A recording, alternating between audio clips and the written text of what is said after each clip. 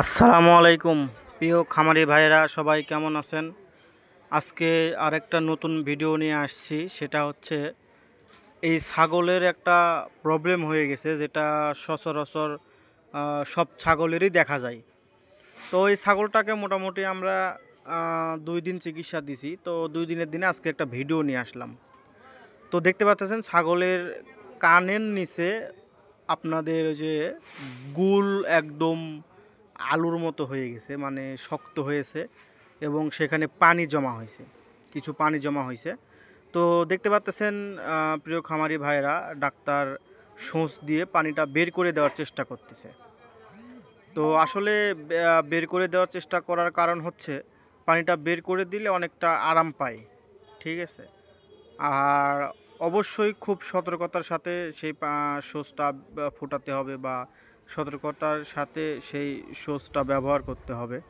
তো আমরা মোটামুটি 3 দিন পানি বের করে দিলাম, তারপরও মূলত পানি জমা হতেই আছে।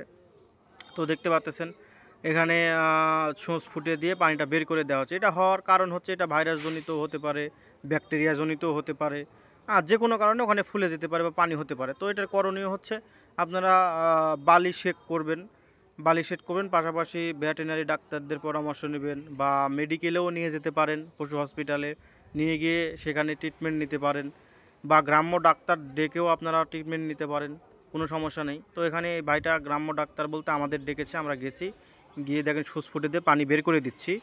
তো অনেকটাই পানি বের হয়েছে, আবারও পানি জমা হচ্ছে। তো পাশাপাশি আমরা চিকিৎসাও দিয়েছি, 3 থেকে 5 দিন চিকিৎসা দিতে হবে, আমরা চিকিৎসা দিয়েছি। তো অনেকটাই কমে গেছে, ঠিক আছে। এবং কমে যাওয়ার পাশাপাশি আমরা চিকিৎসা দিয়েছি এইটাই যে এখানে ব্যথানাশক দিতে হবে, ব্যথা হলে অবশ্যই জ্বর থাকবে, জ্বরের চিকিৎসা দিতে হবে, অবশ্যই অ্যান্টিবায়োটিক ইউজ করতে হবে। হ্যাঁ, পাশাপাশি রুচি যেন না কমে এই দিকে লক্ষ্য রাখতে হবে, তাপমাত্রা ঠিক আছে কিনা এটা দেখতে হবে, ঠিক আছে। তো সব মিলিয়ে আমরা দেখে ছাগলটা চিকিৎসা করে দিছি। তো এখন এটা হলে আপনারা যেটা করবেন সেটা হচ্ছে গ্রাম্য ডাক্তার দেখে অবশ্যই চিকিৎসা নেবেন, এবং হচ্ছে মেডিকেলে নিয়ে যাবেন, গিয়ে ডিভিএম যারা স্যার আছে, বড় স্যার, ওদেরও হচ্ছে পরামর্শ নেবেন। আর ঘরোয়াভাবে যেটা করবেন সেটা হচ্ছে হালকা বালি গরম করে সেক করে দিবেন।